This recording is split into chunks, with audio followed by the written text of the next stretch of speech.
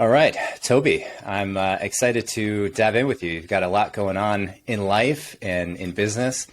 Why don't we actually kick us off with what we were talking about pre-show?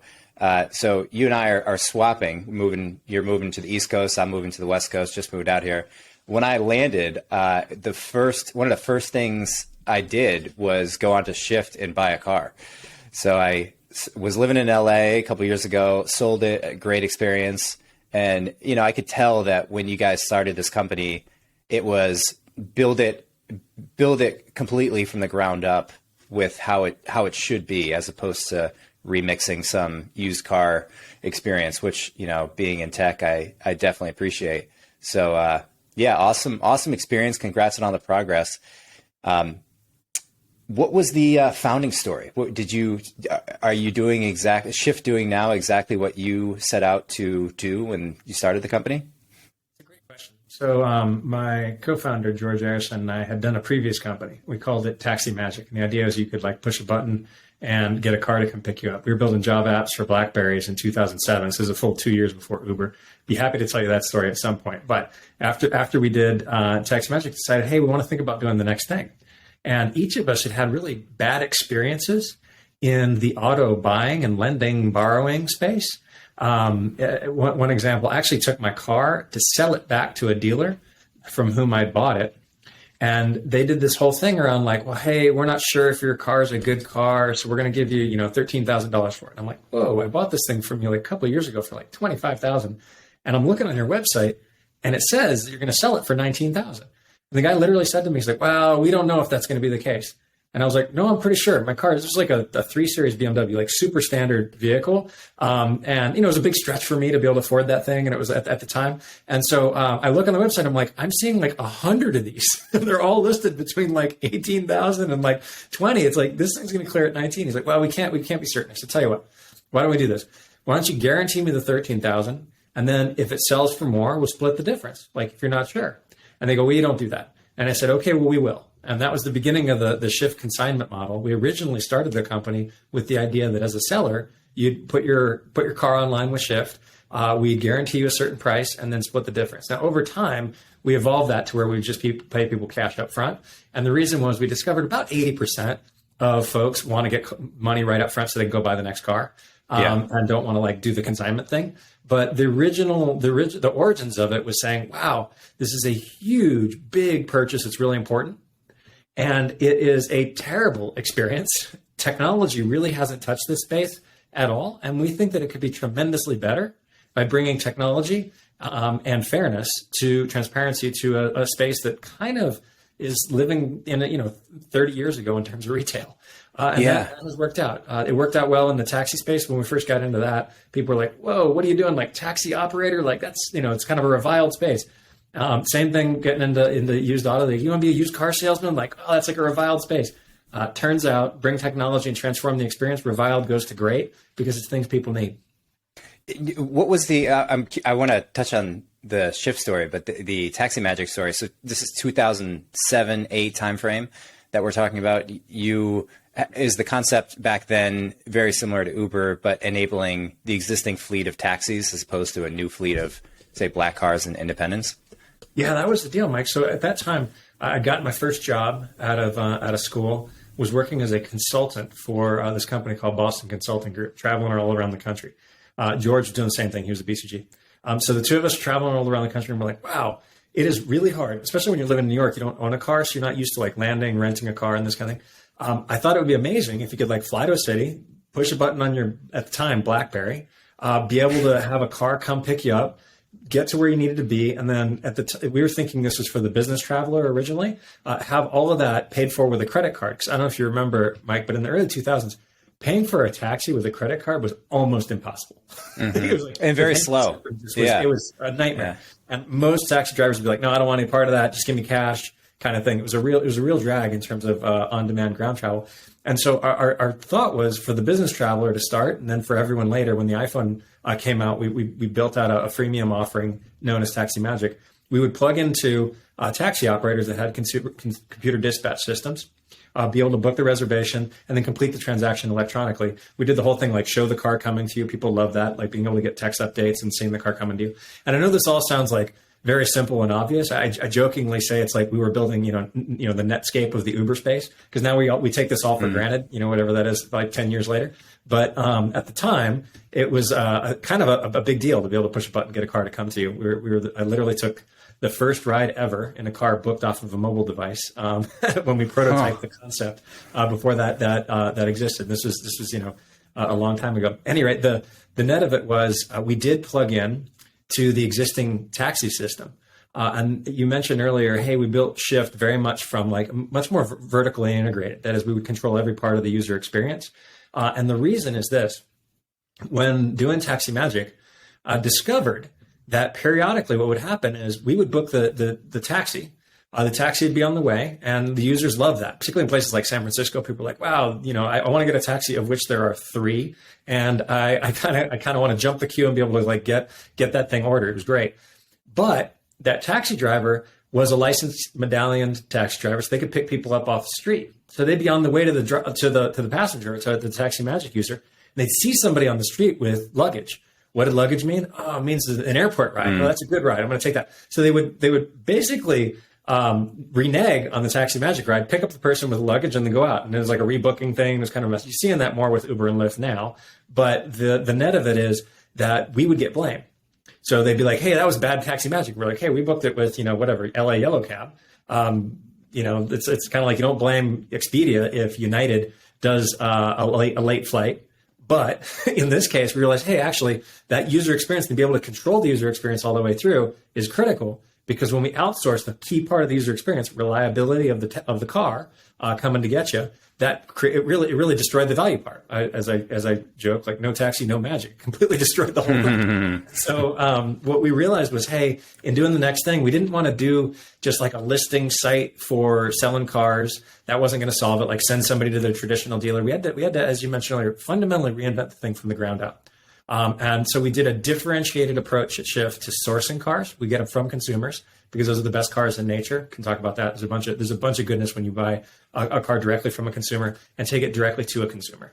And that's the vast majority of the cars we do. And the idea was to have an exchange from people to people, and in a lot of ways cut out the middleman, using technology to make it clear, fair, and straightforward in a way that I felt my experience was not when I was touching that industry before jumping into it. Yeah. I'm sure you learned a lot at Taxi Magic, but going into Shift, I mean, one question that just jumps out to me is it's a big space, and the transaction aspect of cars is the most obvious space to enter. Was there a structural reason, a regulatory reason, or some cultural reason as to why this wasn't solved in a big way prior to? So I think there's a legacy cultural reason in the industry that involved both the business model and the technology of the day being pretty tightly entwined. So 2 things were happening. The model was very much, and most of the time it still is today, this is amazing, very much an old style mom and pop shop retail model. And in the old days, it was very much with zero pricing transparency. There's a degree to which every used car is a slightly unique asset. And to some degree, that's true of new cars as well, like different features, options, et cetera. And so what the industry grew up around was this idea that the user didn't know what the value of the car was. And while the dealer had a pretty good idea, their objective was to maximize the price they get from that user. So you get this, like, what I would describe as a completely bizarre and Byzantine negotiation model. And so you go in, and it's like a known thing. I'm going to go in and I'm going to haggle with a used car dealer. To me, in like 2020, that's crazy. Yeah. We're having you walk in, and would you go and like negotiate for your computer at Apple? Like, you would not. Would you walk in and negotiate for a washing machine at Best Buy? I guess, but not really. Like, you don't go and like negotiate for your cereal. We don't do that. And partially, this is why we don't, is it's actually literally discriminatory. Not just statistically speaking, like if you're new to the country, new to car buying, dare I say, a woman or a minority, statistically speaking, you will do worse. But the whole system is designed around, hey, how might that dealer take advantage of an information asymmetry and use that to get more from the buyer? I look at that just at its very core, and I'm like, that is a terrible system. Now, if your business model and the industry business model was built around that, is set up around a negotiation tactic to be able to make your prices and your buying and your economics go around, it's actually really hard to bring that into the internet, because it's almost impossible, not impossible, but like it's very hard to do that kind of negotiation pressure tactic play online. And that's part of why we thought, hey, a no haggle price, algorithmically calculated, you can trust it. It is what it is, in an online fashion where you can go and check it and look across a lot of different areas and see, so that you can compare the data for yourself, makes a ton of sense and is going to be transformational. Now, the legacy industry just wasn't built for it, wasn't incentivized to do it. And so in many cases, when you have an industry that has a business model and lack of technology, it gets locked into a certain model. But you bring technology in a whole new interaction model, and you can pretty fundamentally change it, which is what's happened in the taxi space, and what we're seeing happening in auto retail. Yeah. No, there's no surprise to me at all that the existing incumbents wouldn't improve on their model. I'm more surprised that there wasn't like, cars.com or some auto trader, or I forget what the big players in the space are, but these guys, it seems like this is the obvious move. And I'm sure even at the time, there was a decent percentage of market share going through online exchanges. But it seems to me like the key aspect is the delivery and the focus on just easy transaction. Whereas most of the others, correct me if I'm wrong, but they seem to be focused on just volume of people listing their cars, and then you meet up in person. For the most part, you're doing the work of exchanging the car. I mean, the inventory is great on Shift, but it's like there's other inventory in other places. The bring it to me and make it easy is like I don't think that people quite appreciated how important that is. Even though it's a big purchase, it's still, I don't want to drive 40 minutes. I don't want to spend another hour in the DMV that I don't have to. And I don't know. Do you realize now in hindsight that ended up being really significant compared to the other like tech focused companies? Absolutely. So what the other companies that you're describing, the car gurus, auto traders, cars.com, great, really positive things. But at its core, really what those are listing sites for dealers. Yeah, so they're essentially taking the classified ads in the newspaper and bringing them onto an internet interface. But you can't actually buy a car from car gurus. They're gonna hand you off to a dealer. And as our experience with Taxi Magic was, we could actually even book you a reservation with that taxi, but then you're kind of at the mercy of that taxi operator. And with car gurus, they'll tell you, hey, you can go over to that dealer and find that car, but you're at the mercy of that dealer. My experience coming into the industry was the problem was the dealers. It's the used car salesmen that are the problem. And so the key that we saw was not just to be able to show you the car, but actually be able to fulfill. As Jerry Seinfeld once said, anybody can take a reservation. He was talking about that. He went to an auto rental company. I don't know if you remember this episode, Mike, but he walks into the auto rental company. He says, "Hey, I have a reservation. I expect you to have me a car." And she's like, "I don't have your car." He's like, "I did see this." You remember this? He's like, "I have your reservation, but we don't have a car." He's like, "Well, but that's the whole thing.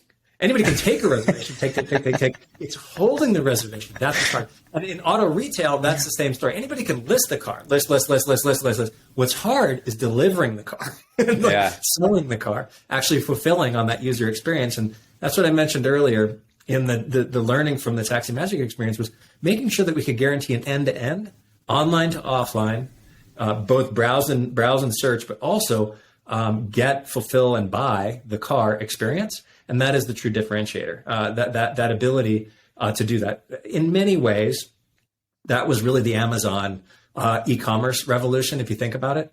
Anybody could kind of list stuff online and you'd hope that maybe they'd get it to you, or they'd list stuff online. You'd be like, come to my store and see it. Like a lot of the early e-commerce was really just marketing to traffic drive to stores. And what Amazon said is, hey, actually, this is a different thing. It's not just about telling you, hey, I have the thing, come to my store. It's about being able to create a differentiated fulfillment experience. You can see the thing, You can experience the thing, you can buy the thing, and you can trust that journey. That's what we wanted to create and have worked hard to do at Shift. Yeah, it's amazing how impactful trust is to the business economics, but how difficult it is and how underappreciated it is from the consumer standpoint. Like being on the founder side of businesses for many years, it's like unbelievably hard to build an incredibly simple experience, which, is the nature of the game. Do you feel like throughout the experience, say coming into this, from a fairly, really you have had no used car sales background, which I think is a strength. Did you feel like the regulation, state or federal, if there are any, were major hindrances? I mean, would you be able to do things differently if there were less regulations in place? Or I'm curious where we are now in terms of auto regulation, if it's properly calibrated. Great question. I'd say the biggest, the most fundamental regulation is, and this didn't bother Shift because our core concept was buying from users to users. Those are the best cars and where you're going to get the best value. The biggest regulation in the industry is it's preventing new car dealers from selling, or new car automotive manufacturers selling directly to consumer. So the real regulatory kind of gorilla in the room, and I'm sure you've heard about this with Tesla trying to sell cars direct in Texas and having lots of challenges years ago, is the idea that someone who makes a thing can't sell it to a consumer directly. They have to go through what they call a franchise dealer. So the franchise dealer laws are probably the most intense and structured. What you see is more innovation happening in the used car space. 30 years ago, CarMax came in and said, "Hey, we're gonna start basically go from a mom and pop retail concept to apply big box." If you think about it, CarMax was like, let's take Circuit City, Best Buy, Kmart philosophy and apply it to auto retail. That's really what at the core the founding of that thing was. And that big box application back then went toward used cars because used is a little bit more latitude from a regulatory point of view. That said, you do have to get licensed state by state, and that is a challenge. And particularly when you're looking to sell cross state lines as you grow in volume, it gets tricky. Like Shift has sold cars all across the country, I think in all but 4 states, because you couldn't just push a button, buy the car online. And so the concept of state boundaries breaks down. That's a journey that e-commerce has gone through, writ large. Amazon, state sales tax questions, et cetera, over the years. And that'll get ironed out. But the big thing is the selling of new cars. That's kind of a low on innovation space at this moment as a result of a regulatory framework. How is that not, just immediately or very quickly change? I mean, who is on the other side of this other than the used car dealers? It's like it's clearly the manufacturers and the consumers aren't incentivized to have this forced middleman. It feels incredibly, I don't know if it's unconstitutional or un-American to block free trade. I mean, to say that you have to go through this middleman, it's not. Is there any, if you're put on your devil's advocate, is there a side to this that makes sense? Many things that we have in our society are the result of legacy forces that were very real. What do I mean? If you think about the, decades ago, the OEMs, let's say, for example, sitting in Detroit, manufacture a car, ship it to, South Louisiana. I'm making that up. Very hard for them to support that vehicle. What does it mean? Post-sale support, pretty difficult.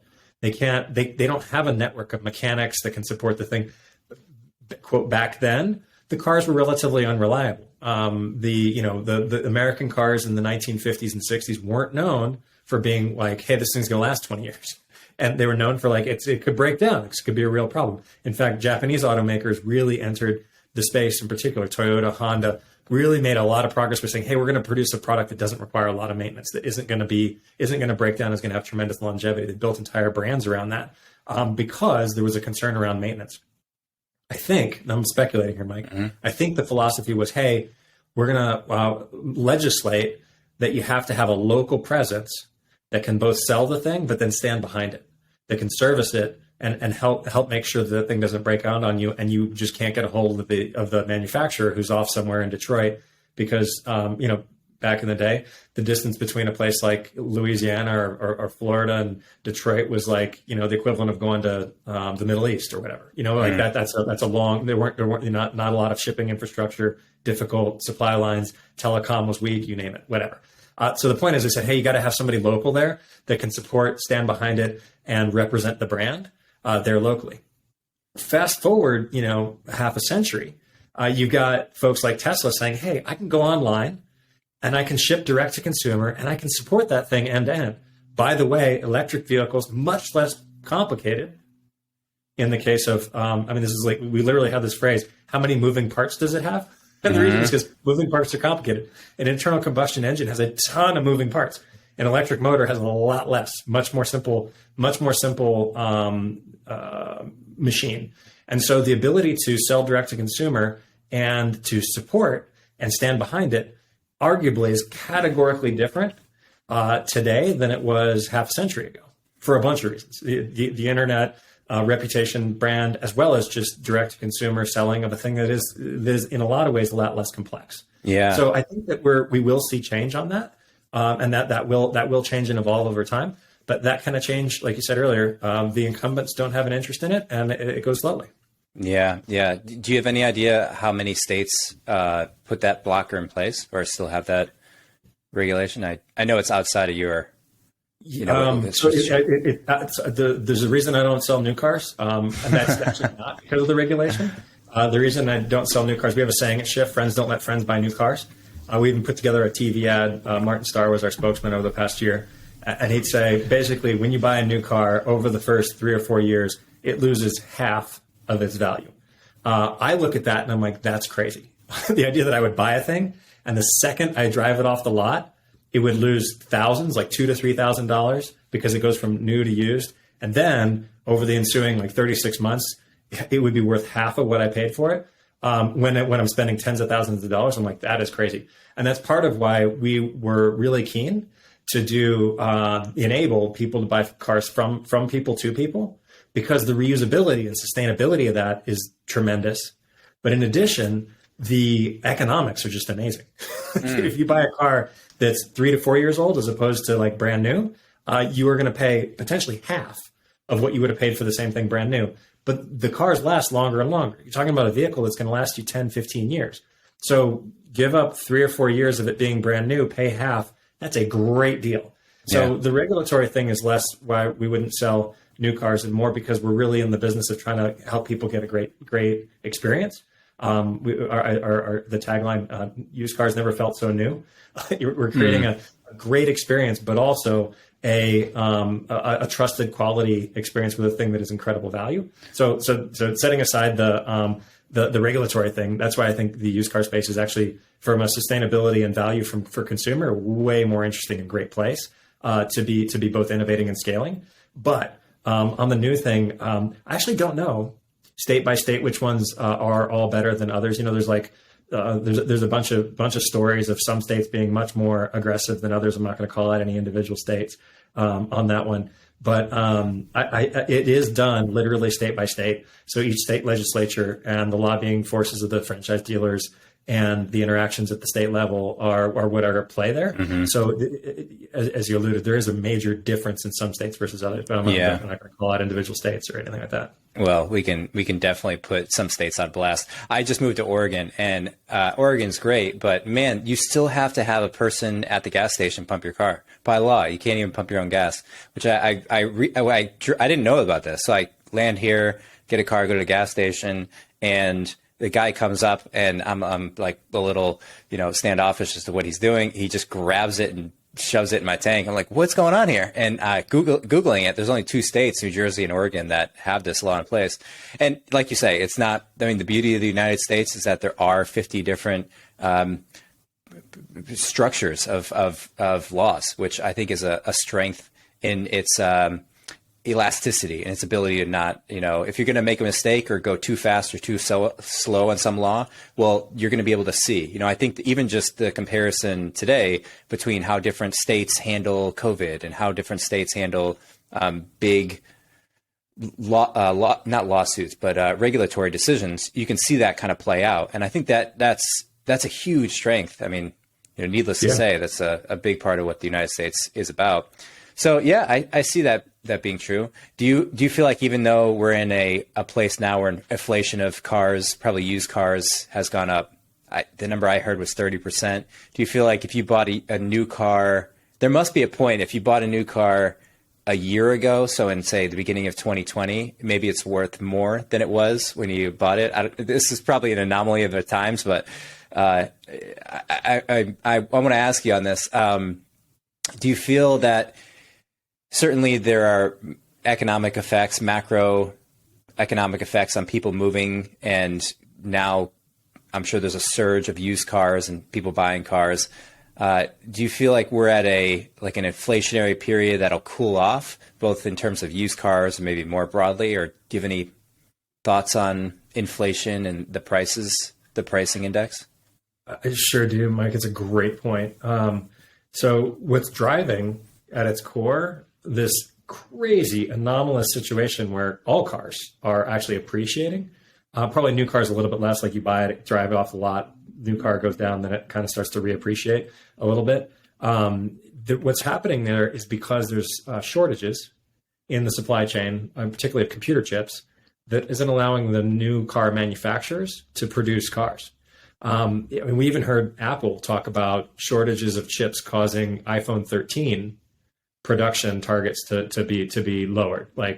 And if you're Apple and you can't get chips, you better believe that if you're an auto manufacturer, you can't get chips. Damn. And so what we're seeing is structural COVID related, but also technology generation related shortages in chips for automakers. That means the new cars aren't coming out to market. And so we're seeing a couple of things happen. One, customers who would have wanted to go and buy a new car paying way higher prices. So the idea of friends don't let friends buy new cars is even more true now.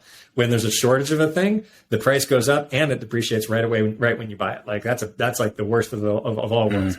But what we're also seeing is the rental companies, which got started, the Avises and Hertz of the world, they grew up around the idea of buying bulk vehicle orders from manufacturers, brand new cars, running those as rental vehicles for a while, and then selling those off at auction into the used vehicle market.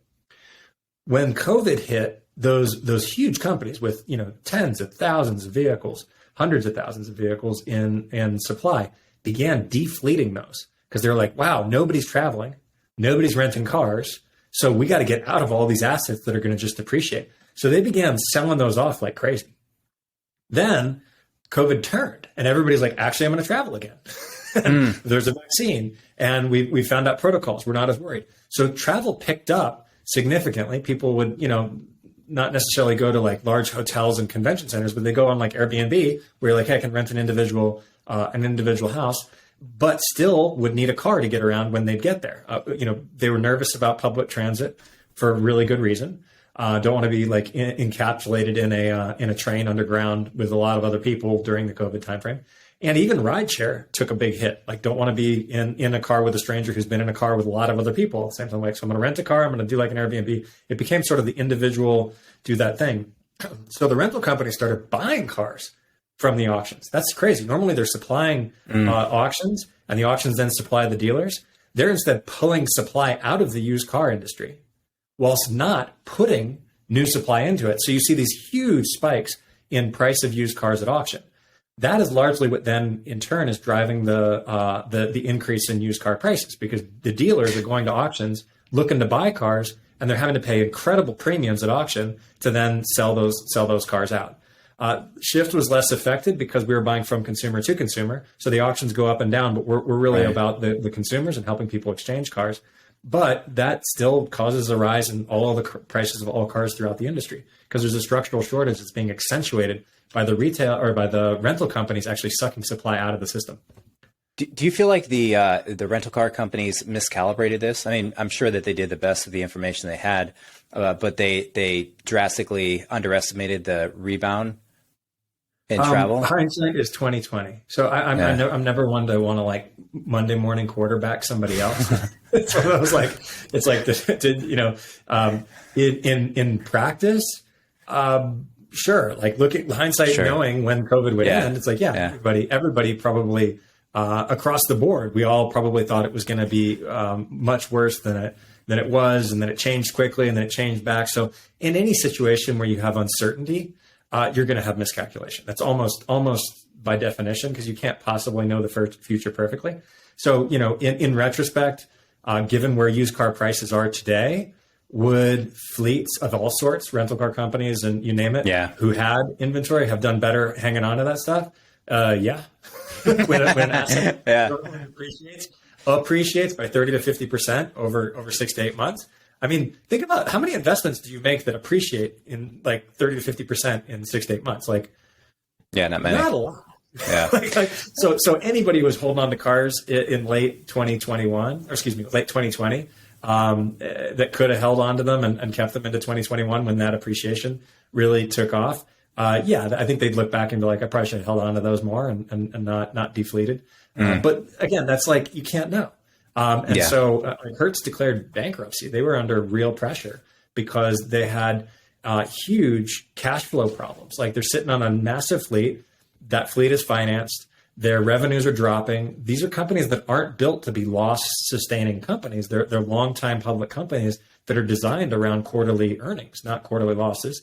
And so it was a real harrowing time for a lot of companies. And did those companies like Hertz, for instance, receive money from the government and any kind of stimulus package in the way I think the airlines did, right, to keep them afloat? Is that how they made it through? Or I don't know the ins and I know there was a lot of talk of like debt deals and financing. I don't know what the government involvement was specifically as relates to Hertz, to the rental companies. Yeah. That's a good question to make. Yeah. In hindsight, it's kind of amazing that they did survive as well as they did. I've been doing some traveling recently. It's like, it's hard to see what changed other than just maybe inflation, but you're not seeing a giant vacancy in the number of cars available or the number of rental car companies that are out there.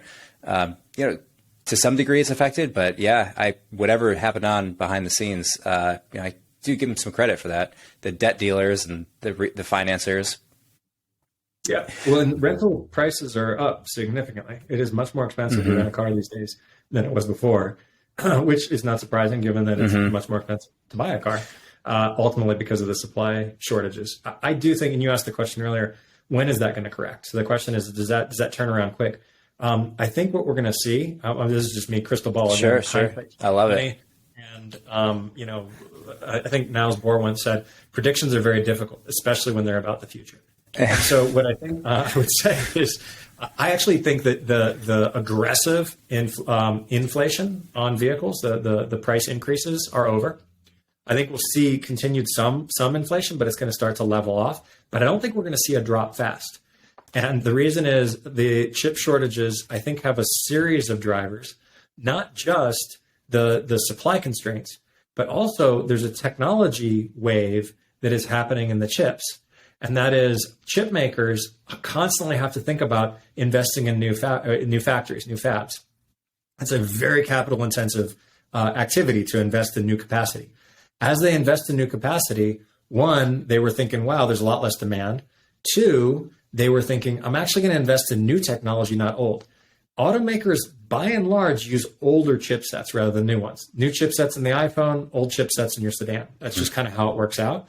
And part of the reason is the life cycle of the product life cycle of a car is much longer than your standard consumer electronic or a cell phone. And so the testing and the security and the safety implications are huge. And so the older, more reliable, more known chipsets tend to make their ways into automotive vehicles. The chip makers are not keen to invest in old chipset fabs. They're not like, hey, let me go build 2 and 3 generations of technology earlier. And so what you're seeing is where they're building, and the investment was less due to COVID. There was like a structural gap in those chips. Where the investment then is happening is on the newer chips, which are harder for the automakers to use. So there's a lot of product rethinking going on by the automakers because there's at least 2 of those factors. The lack of total investment that happened, causing a gap, and the focus on newer chips rather than old is making life real hard for the automakers. And that is not like, it's not like all automakers just buy the same chips. We're talking about different chips of different sorts and multiple chips per every single vehicle. Every make, model combination has different requirements. And so it's a very sensitive system, meaning it doesn't just turn around overnight. Yeah, like that's going to take a long time, and certain models are going to come back. Certain makers are going to do better than others, and so I think we're going to see an uneven recovery. rather than the, call it like retail recovery we saw with COVID, like, hey, nobody's going to retail. Actually, now they are. You know, it just switches, and retail broadly understood can kind of come back. That's not how this thing is going to work. So I think we're going to see a slow piecemeal recovery of the supply in cars coming into the ecosystem. So we'll continue seeing shortages in rideshare, in rental cars, in places like Turo and Getaround, car share, and across the board throughout the ecosystem. Yeah, yeah. And I've heard that most of the chips, correct me if I'm wrong, or if you know this, but I believe they're manufactured in Taiwan and maybe assembled in China, but they're, for the most part, outside the U.S., which, you know, it kind of highlights a manufacturing gap there, or vulnerability. If you're, you know, say you actually have economic tensions rising and they put a ban on chips, it's almost everything we care about runs on computer chips. Everything that's significant and contributes to our, you know, way of life in a meaningful way. Product wise, you know, cell phones, consumer goods, cars, you know, the whole Internet of Things, everything has a chip in it. People probably will soon. Do you feel like that's going to become a initiative, maybe an opportunity for manufacturing of chips to come to the U.S., or do you have any? I think it's an incredibly good call out, because what you're pointing to, Mike, is, hey, we as a global community just went through and are continuing to go through massive supply chain disruption. And we built up a pretty efficient supply chain model, as you mentioned, particularly from a US centric point of view, heavy supply chain dependence on East Asia, China in particular, to a degree, Taiwan. And that was pretty deeply disrupted very quickly with the eruption of COVID in China in particular. And I think that's got a lot of folks in chip making, but also across the board, thinking, hey, just because a thing is economically more efficient in the short run doesn't mean it has the long-term sustainability. Yeah. And that actual practical experience of deep disruption of a supply chain, I think, is going to cause a lot of rethinking around business continuity as relates to the supply chain, and make domestic manufacturing, at least in some portion for the US, look a lot more attractive, not just because it's been coming back from an economic point of view and getting better, but also from a strategic, hey, we probably want to be not single threaded on buying from any one country, insert China, for huge amounts of supply on most things, because even a country like China that has done a lot of work on building out a tremendous manufacturing capability can come offline from something like COVID. We just learned that in oh, wow, that's a big deal kind of way. Mm. And I think, the internet taught us that a distributed infrastructure is much more reliable, and supply chain in a distributed fashion, even if slightly less efficient in the short run, is probably a more resilient and reliant structure. And I think that there's a lot to be learned there through this experience. Yeah. Yeah. Resilience is the key word. It does feel like we are in the age of resilience, anticipating, just coming out of COVID. Yeah, I can certainly see manufacturing making a big comeback in the U.S., not in the old way of people on a construction line, but in the way of computer science and engineering building manufacturing plants that build products, especially with the, effectively all country borders just dissolving with the remote work. It's like people are hiring people from all over the world. So, there's pros and cons to everything. I don't know if you could label it as good and bad, but the salary are like, they're leveling out. The engineering salary for somebody down in South America used to be maybe 20% of what it is today. And now it's much more approaching US rates. And there's always some premium that it's just like driving a used car or a new car off the lot or buying a TV. As soon as you drive it off or take it out of the store, you lose it's not as if the product loses value in its objective sense, but that you no longer have that trust factor. And I think there's a strong trust factor of making products in the US as opposed to buying them outside, because our laws and intervention ways work. You can go in and inspect the factory much easier here than you could in other places. So I find all this super interesting to think about, because it's hard to assess from the sidelines. Unless you're talking to somebody who's in the business or working on it, you can't just look at prices and figure it out. You can't see how, it's difficult to see the trends. in the direction of things going, but they're so impactful to the entire world, where things are made and how they're sold, how they're transported.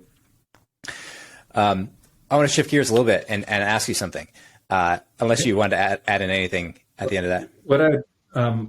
If you think about what you're just describing there is a fascinating trend that COVID sparked.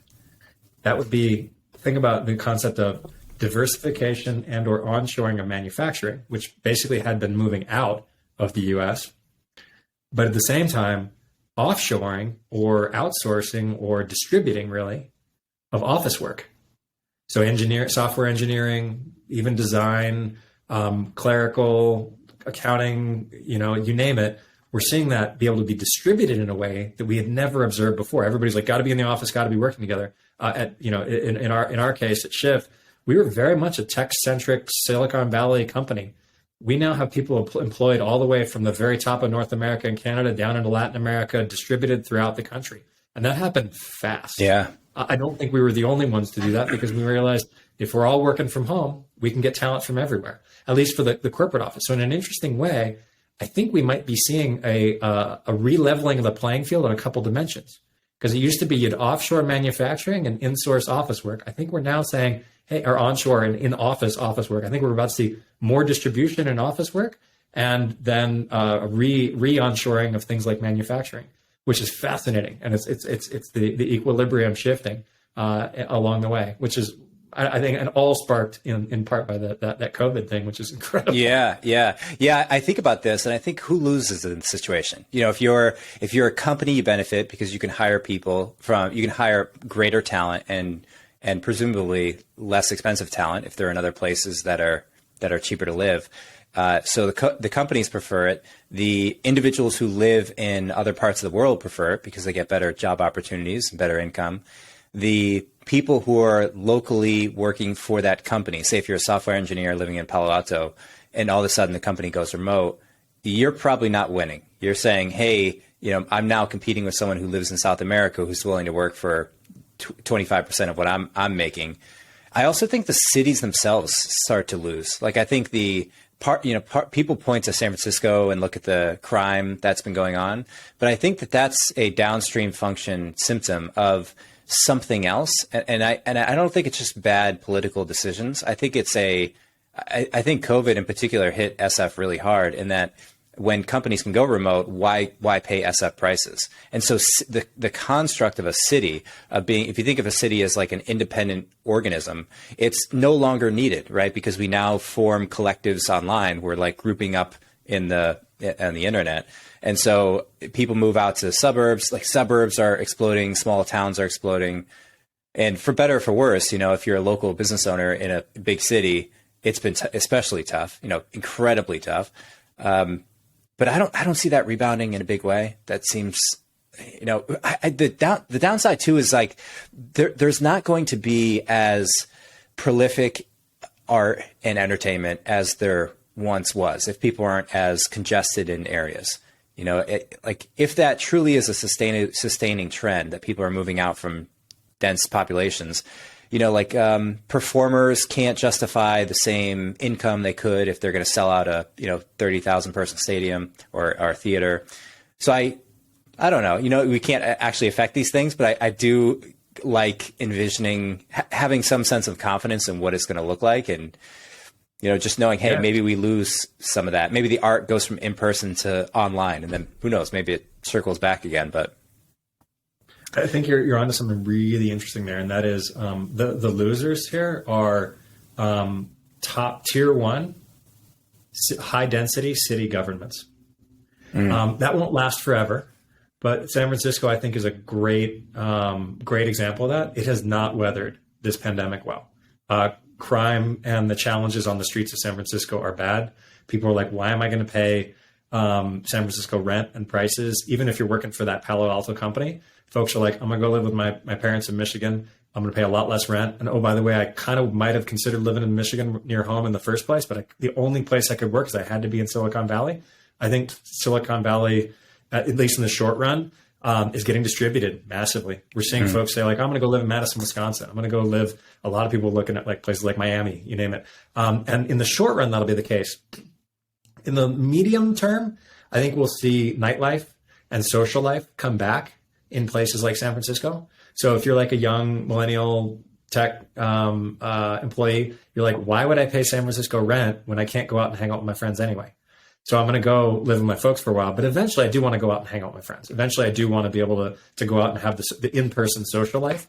And so those cities won't be like devastated the way some of your comments might have suggested there, Mike. Yeah. I think there will be a pendulum that swings a little bit back. So people are like, okay, it's worth paying the rent again to be socially around folks. And there'll be a bit of a recovery. But I think the seal has broken on, hey, there's a monopoly around being in a certain geography for certain types of work. And the distributed work concept, I think, has existed for years, but now it's finally it hit the tipping point. And I think the new culture of being able to be anywhere for most roles most of the time, and then periodically travel to or convene in certain places is going to be an important new normal. It won't be the case across the board. We'll see the pendulum swing a little bit further back toward in-office work, but I don't think we're going to get back to a world where people are working 5 days a week or 7 days a week in an office. We did a survey on this, and like 3 to 5% of folks want to be in the office every day of the week. Wow, they're like, hey, that's it. Situation, it's tiny. It's unbelievable. Or like there's this tiny group that's like, look, I just like my roommate farts, or like I've got kids at home that need the space that I just can't do, or I've got a setup to where I just can't work there, and that's like that makes sense, and then that may change over time as people reconsider housing environment. But a very small group are saying I have got to be in the office 5 days a week. There's another group, a sizable group, like think 10, 20% are like, I just literally never want to come back at all. I'm done. Like I just not going to happen. If you want me in the office, good luck with that. I'm going to another company. And then there's a big middle that is saying, hey, I'm up for being there 2 to 3 days a week. Like I like the connectivity. I like when we get to do an offsite in the office. Offsite, the new offsite is the onsite. I'm going to do that thing in the office. I want to interact with my colleagues. I want to get to know them, and we want to do some brainstorming, some high velocity interaction, and it's easier to do that in person. But I don't see a world where everybody's back in the office 5 days a week as a result of that. If you just look at that expressed preference, it's just like nobody's going to rush towards that when most people want to be there kind of 2-3 days a week. Yeah. Maybe I was just thinking maybe the move is actually. Maybe the future is the other direction, where cities are full of more art, more people who want to live in the city for the benefits of the city. And if you're working a job that you're getting paid a lot of money that you would have had to have been in the city before, maybe that office space is converted into residential or some other form of entertainment value. And it's like cities don't have these empty buildings on the weekends that used to be business buildings during the week. Maybe there's just all entertainment, which would be, that's even better, which, it's like COVID cleans out the cities from business buildings, and then residential and entertainment can move in. I'm sure it'll be a mix, but it is interesting to think about that. The concept of flex space. Now we're getting into a totally different thing. I always found, having been a big consumer of, say, San Francisco real estate, both as a resident and as an office, renting lots of office space. And I mean, office space in the lots of office space. And you realize, wow, we're paying all this money for this office space that then sits empty over half the time, all night, and most weekends it's sitting empty. And so you see these huge buildings and this incredibly valuable real estate that are full at night, empty during the day, and then which are residential, and then empty all night and full during the day. And you're like, this makes absolutely no sense from a sustainability and ecological point of view. The utilization is incredibly low on our real estate.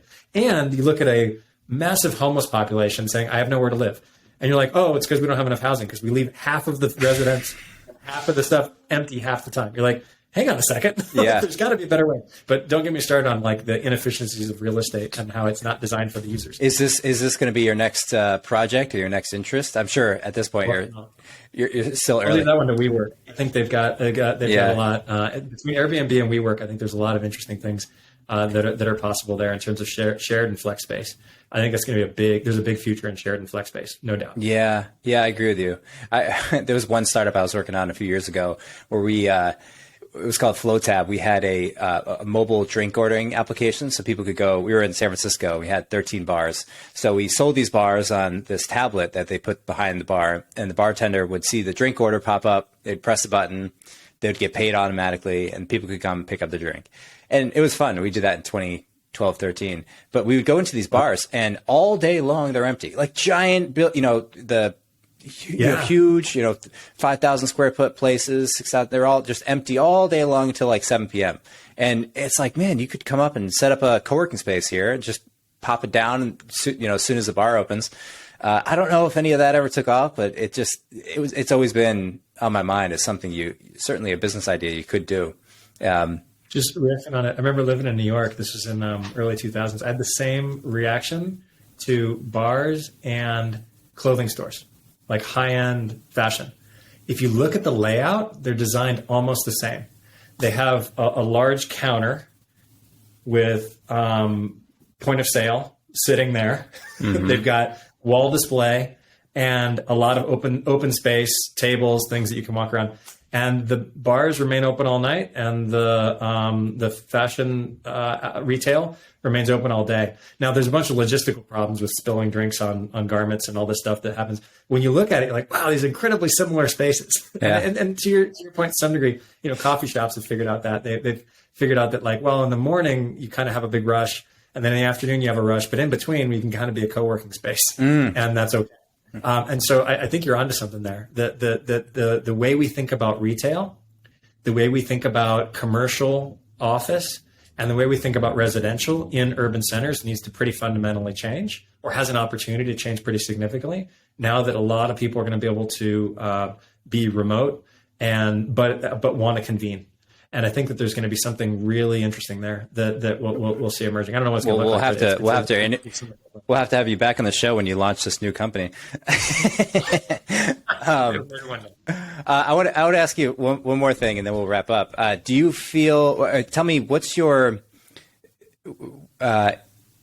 what unique aspect of management do you deploy? What's unique in your leadership? Say, most CEOs will set up OKRs, they'll do quarterly meetings, they'll have mission, vision statements. Are there things that you have done or learned that you've implemented at Shift that are unique, things that are stuff that you've learned across the road that you find works for you? That's a really good question, Mike. And in a weird way, I would say that what I learned at Shift was that highly unique management is not like it is not the key. What is the most critical is solid, good management. And most of that is known, can be done, should be done, never to be underestimated. But what I don't know if is unique to me, but big believer in the importance of core values that drive culture. And I can't, it's one of those things where everybody comes out on the other side is like, oh my gosh, culture's the thing. But it's this amorphous, difficult thing. And people go into it thinking culture is about like ping pong tables and foosball and drinks and free sushi. And that ain't what culture is about. But the idea of being able to, as a leader, create clarity on what are the expected and encouraged behaviors and what are the discouraged behaviors, and hold to that, not just through words, but building an executive team that can live to that, I think is the single most important thing you can do. Are there structural ways to live to that, like meetings every month or week where you review, or? This is the crazy thing, and this is the hard thing is, one has a tendency to want to jump to designs, to say, hey, what is the design? What is the org structure? What is the meeting cadence? What is the information flow that will enable a positive culture? And the answer is, it's actually the behaviors of the leaders. The design doesn't inherently do it. You can have good or bad culture in any design. What some designs encourage more interaction and some designs encourage less interaction, but it really is about the in the moment, live, observed behavior of the leaders that everybody sees. Because it's a classic thing. Like I don't know. They say this with I think this is probably true with kids. I have young kids. I'm thinking about this too. They say that your kids are going to do what you do, not what you say. You can say it all day. They're going to watch what you do, and they are going to mimic you. And so usually what I coach leaders is become self-aware of what you do, because your teams are looking to you for guidance, and they're going to do what you do, not what you say. So the worst thing you can possibly do is, say one set of values, say one set of principles, and then act the other. But developing that self-awareness of truly what it is that you and your exec team do, and then understanding that that's going to be what's going to result in your culture, real fast that happens. And so then being able to get clear on what are those things and be observing, where is the exec team or where am I as the leader not behaving in line with what I want to be the encouraged behaviors. That is like the thing to be looking out for. And if you can build that into your design, in your meeting structure, and you can create an open culture that allows people to like call that out and correct it, really helpful. But those are facilitating tactics. The core thing is being clear on what are the core values, and then how are you going to stick to those values, principles. There's a bunch of different ways that people articulate this stuff. There's no one silver bullet. But the point is actual substantive clarity on what's going to drive your behavior. Yeah. And that can be done with a lot of different ways. And because your behavior is going to get cascaded through the organization. I think a lot of early founders don't realize that. I think a lot of founders, particularly high energy visionary founders, say, hey, I'm the high energy visionary founder. Do as I say, not as I do. And that is a recipe for really, really bad execution. Yeah. It's because people are going to look at you and they're going to want to mimic you because they're like, that's the person in charge. I want to be like them, which is, again, why diversity is so critical in our leadership, because we want everybody to be able to participate and look and be like, I can be like them. And that's a really, really critical aspect, both in terms of behavior and in terms of representation of the company you want. You mean it both in terms of how people physically look as well as how they behave. So I think of it as like what I'm hearing is that there's a need to have a progression of interpersonal awareness. So, I'm not triggered by something. If it's like, hey, Mike, I got to get that report in by the end of the day. It's like, Toby, you're always so needy, and that kind of behavior, that kind of taking it personally or an irrational response to something would be not really a sustainable leadership quality, I would say. But that in and of itself is not, I think of characteristics as kind of a fine line between physical role models. So, if you look at somebody and you kind of mimic their behavior, you can act how they are acting. But then there's also, if I'm trying to be in that leadership position or determine if I fit in on, say, an interview or a very short-term basis, I see that latter case being the benefit of diversity, right? Because you don't tell me if you disagree, but I would imagine you don't want diversity on the behavioral and cultural values. You don't want some people, being drastically different than others. You actually want very, very little diversity. You want people to align sharply with the values of the company. And, if you say you're going to do something, you do it, or whatever the important values are. You want, yeah, exactly. You want a diverse set of leaders adhering to the same set of values. Right. That's a simpler way to say it. Have a diverse population of in your talent base, in your team, company, customers, you name it. By definition, there's going to be a lot of great variation there, and so you want that variation represented in the leaders. But to your point, you don't want a lot of variation in what the values are, because that creates confusion. And confusion is like just the death of a company. People spend a lot of time burning a lot of calories being confused and wondering. And what you want is teams and clarity. And clarity involves starting with what are the core encouraged behaviors, and how do we go about living those, like actually taking action on those on a day-to-day basis.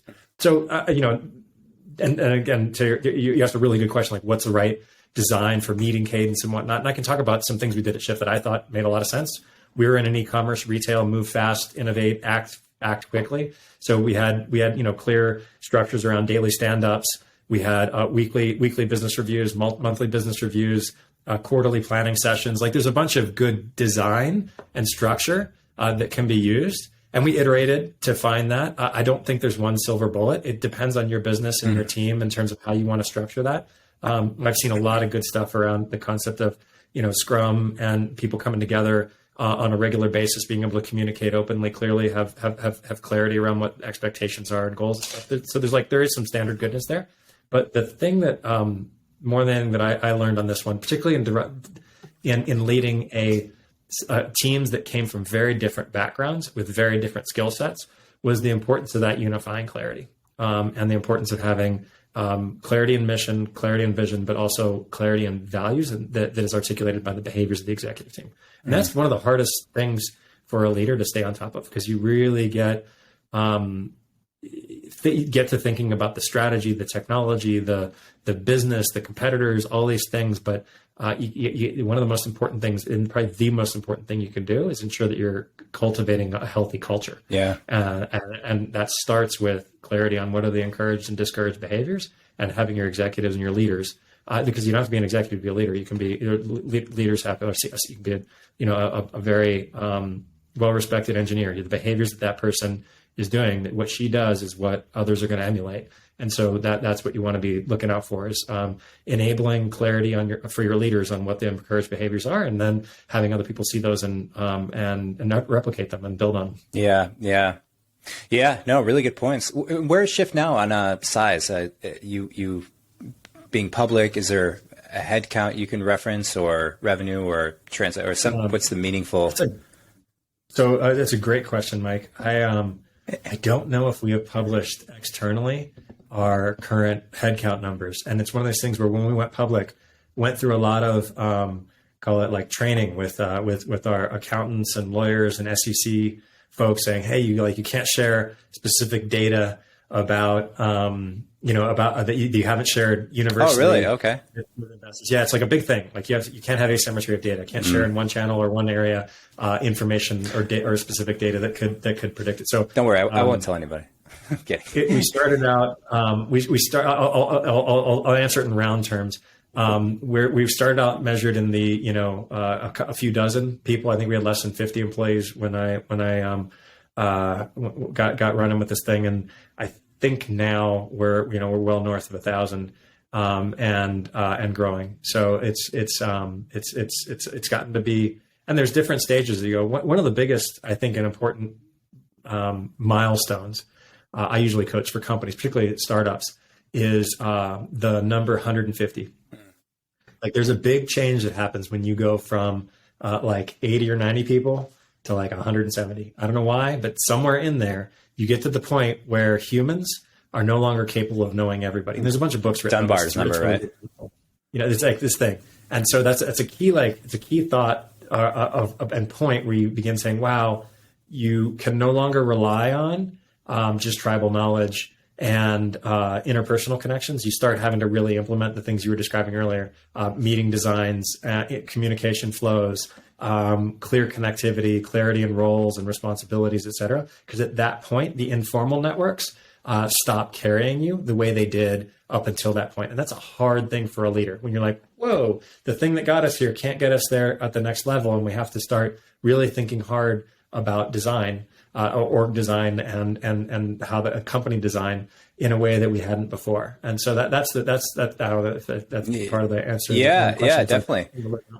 As a startup, as a growth company leader, is right around that point. You got to make sure you're really thinking about your systems and processes, because those are pretty critical. And are you going to be doing more coaching? Are you looking for other founders to coach as you take a step down, or just? That's a great question. I jokingly say I've in my career so far have spent something like $13 billion making lots of different mistakes and having lots of challenges.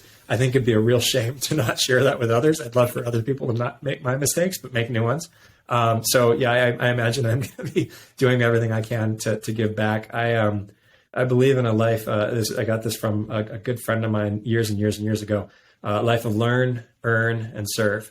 You got to be able to learn, absorb, and make sense of things.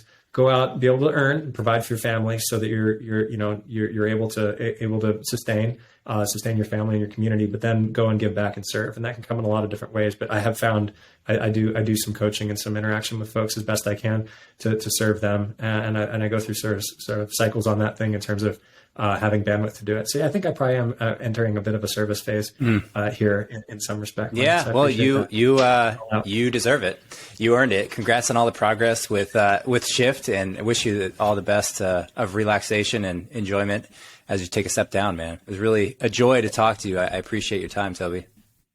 Likewise, and I really believe in what you're doing here, getting folks to share stuff with others so people can get benefit from the things that that people have experienced. It's a noble enterprise, and I appreciate you including me in it, Mike. Thank you, sir.